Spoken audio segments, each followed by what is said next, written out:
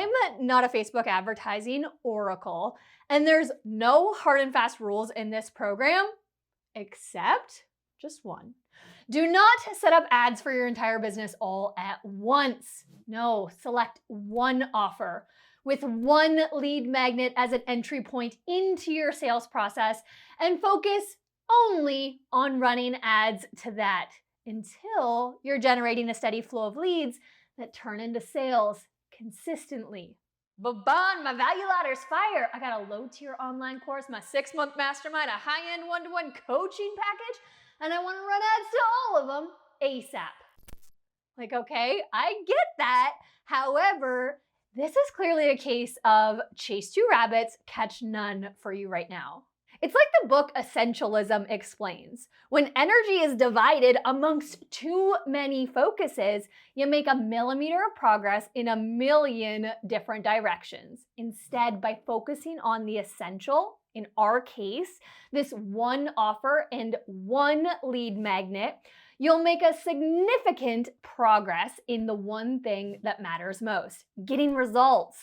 And then, and only once those initial ads are fully automated and reliably generating revenue, can you go back and start running ads for the next thing. Creating ads for one single offer is the entire focus of the rest of this program. Deal? Deal. Okay, so how do you select the best offer for your strategy sequences? Well, we'll break it down into two parts. For step one in your workbook, write down the name of everything that you sell.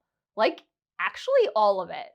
Done-for-you services, collaborative coaching, your online courses, yes, all of them, one-to-one coaching or consulting, group programs, masterminds, paid keynotes, affiliate partnerships, name them all. If you're anything like me, when you first started to build momentum in your business, you basically put together offer after offer trying to figure out what the heck people on the interwebs would ever buy from you. When I first did this exercise, I came up with a list of something like 13 different offers. For step two, cross off anything that isn't available year-round, like speaking, for example, or most affiliate launches. Because strategy takes time to build, test, and optimize. So by setting up ads for one-off launch-based or seasonal events, you typically start to build momentum, and then the cart closes and your revenue instantly dries up, along with all that hard work and effort you put into building it all. Not the most efficient option. Finally, for step three, cross off anything that doesn't have a lead magnet connected to an automated sales process, meaning you're still manually selling it. So on your sheet, what are you now left with? You have exactly one offer left. Congratulations! That, my friend, is your golden goose.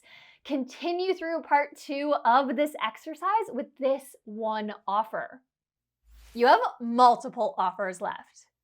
Here, it can be easy to make assumptions like, well, offer A over here is my best seller simply because it's the only one bringing in revenue right now. But current revenue doesn't always equate to the most effective way to grow your business. So what's the most effective way? By doubling down on your offer with the highest earnings per lead. Earnings per lead, or EPL, is the average value one additional lead brings to your business in terms of new revenue. For example, if your EPL is 27 cents and say it costs $5 to generate every new lead using Facebook ads, well, at 100 leads, you'd have spent $500, but they would have only been worth about $27 to your business. A whopping $473 loss. Instead of a 27-cent EPL, now imagine it was closer to $25 or even $50. How many times would you exchange $5 for $50 over and over again? I mean, I'm guessing infinitely. That's what I'd do. The higher your earnings per lead, the easier it is to run Facebook ads and still be wildly profitable. Then with more profit, you have more to invest into those wildly profitable ads.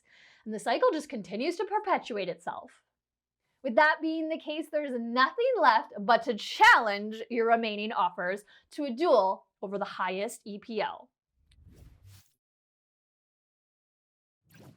Boxing announcer voice mode activated.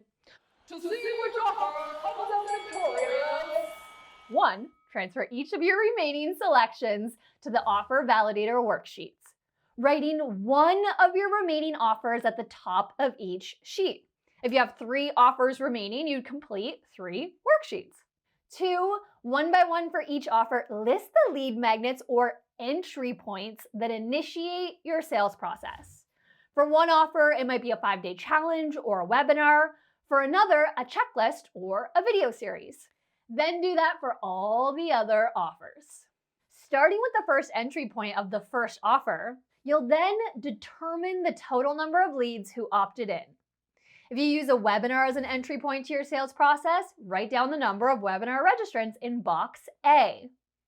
In box B, add up the total revenue those leads ultimately generated since those lead magnets were introduced.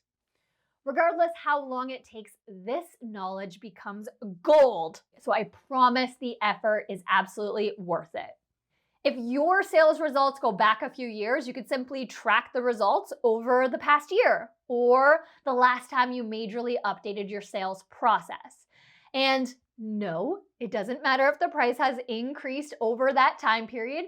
And yes, even if you've never run ads before, you still need to pull these important metrics. Calculate it all. Once you've filled in the metrics for the first entry point, continue on until all of your offers and entry points are complete. Go ahead and pause the video to find those metrics.